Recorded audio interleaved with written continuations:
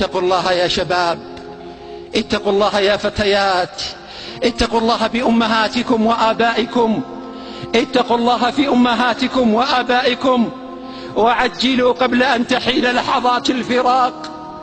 تمرغوا في سعادة البر والصلة لهما والخدمة لهما، إنها سعادة الدنيا، والله إنها بوابة الجنة، فلا تفوتكم عباد الله. كان مذهب ابن عباس رضي الله عنهما أن بر الأم أفضل الأعمال، أن بر الأم أفضل الأعمال، وقال: إني لا أعلم عملا أقرب إلى الله عز وجل من بر الوالدة، وهو مذهب جماعة من السلف. وقال ابن عمر رضي الله عنهما لرجل عنده أمه: والله لو ألنت لها الكلام وأطعمتها الطعام لتدخلن الجنة ما اجتنبت الكبائر.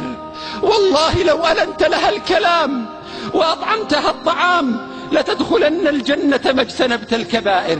وقال الإمام أحمد: بر الوالدين كفارة الكبائر. فآه للموت كيف